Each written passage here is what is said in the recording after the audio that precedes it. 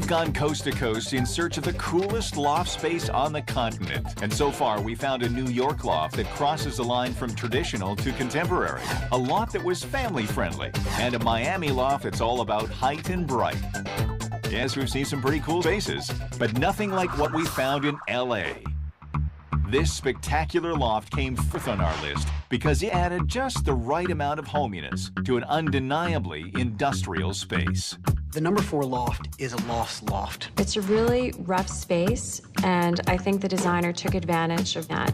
You've got this rigid industrial box with these beautiful curved forms that help to soften it. So there's a relationship between hard-edged industrial and soft and fluid domestic life. It really celebrates being a loft. The concrete walls, the rough floors. You see the patina of the floors, which were just really left sealed and refinished. The tactility of the walls, the kind of concrete and brick texture, the ceiling, all of it is unquestionably industrial. But then you juxtapose that against these very fluid gestures, these curved walls that get nested into this very rigid box. The curved poplar wall acts more like a sculpture than a room divider. It's easy to shift from one room to the other or move from one place to the other. Private spaces kind of become public spaces. Public spaces become private spaces. You have to be sort of an exhibitionist, I think, because the bathtub is definitely out in the middle of the bedroom. I really like the minimal furnishings. There's something about the character of an industrial loft space that doesn't need to be overwhelmed. Very humble materials were used in this space, but all of the finishing details are really top-notch. You know, bath fixtures, kitchen. It does what loft design is supposed to do, which is respects the transition from an industrial space to a domestic one. Think lofts are all about chic industrial vibe? Well, come with us to Tribeca, where we found our number 3 loft. The number 3 loft feels more like a penthouse apartment than it does a loft. Start mixing the martinis. This loft made our top 3 by bringing grand elegance to the wide open structure we've grown to love. The number 3 loft is a very grand residence and doesn't really have the qualities of an industrial loft space that you would expect. They've taken the space of a loft, this sort of generous, double height, full, voluminous space, and converted it into a very stately residence. You see that in the selection of furniture. These are very classic and rich pieces, very rich and opulent textures. There's a fabulous David Hicks carpet. There's these beautiful tufted mid-century chairs. It's very warm and inviting, sort of evening apartment. So what's the challenge in this space? Make it intimate, make it human, make it where the volume doesn't consume the entire interior. But at the same time, embracing that great loft. The designers of this space really took advantage of the soaring ceiling. It has a great central fireplace, which we emphasized with a very large mirror. They put in floor-to-ceiling curtains that are inset into the window sashes. There's an existing bookcase. These dramatic, dark bookcases that go all the way up. You don't feel that you're this small element in this big volume of a space. You can imagine terrific cocktail parties being had there. From Tribeca, we're heading a few blocks north, but miles away in style. Our number 2 loft couldn't have a better pedigree. In a building designed by minimalist architect Richard Meyer, it's the home to design superstars Jabu Puschelberg. The number 2 loft is in one of Richard Meyer's glass box towers. It sits right on the Hudson River with incredible views all the way up and down the Hudson. It's such an interesting space because it's the second floor, just at treetop level. And it's all glass. So you're dealing with a very interesting condition of trying to figure out how to create space within this glass box. If anybody should be able to pull that off, it's the loft's owners, designers of W Hotels, Four Seasons Resorts, and stores for Louis Vuitton and Tiffany. It's always so interesting to see what designers who create all day long for other people in terms of retail environments and restaurants, what they do for themselves. One of the most difficult things is designing a space for yourself as a designer, because your thoughts and ideas about things are always changing and moving.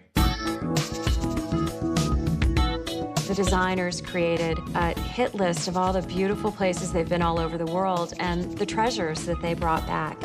Our aesthetic is not about kind of one period piece, mid-century or 30s or something, but picking things from different points in time that are interesting to us as objects. There's such an eclectic mix of things, and yet it all comes together flawlessly.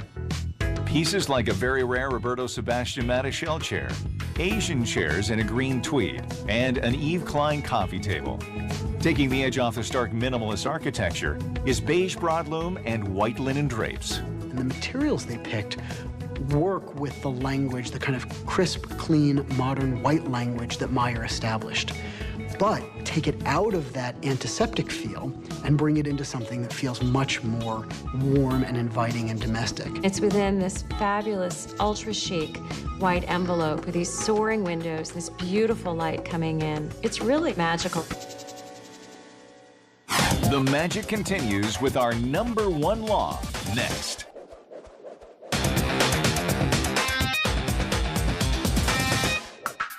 On this episode of Top 10, we've gone to great heights to find the top lofts in North America. And what we've turned up so far has included an industrial homey loft in LA, an unabashedly traditional space in Tribeca, and a Soho modern with a purebred design pedigree.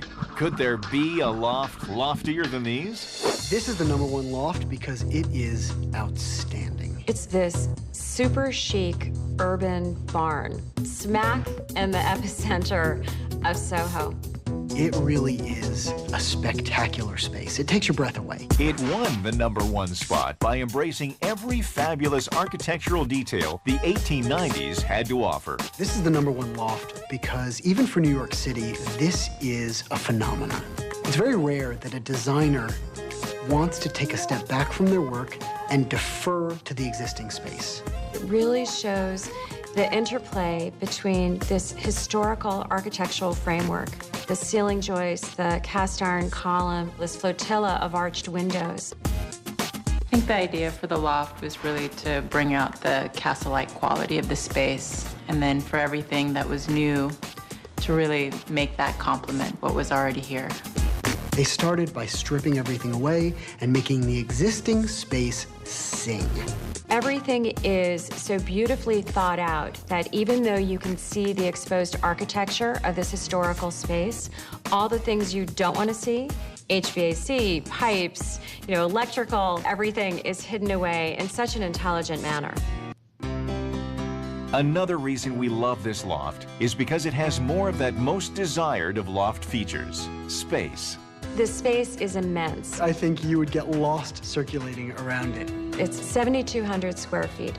But when you're moving through the spaces, as large as they are, there are many, many different living environments. I mean, you see 2 or 3 different living rooms, defined by seating areas, defined by furniture arrangements and rugs.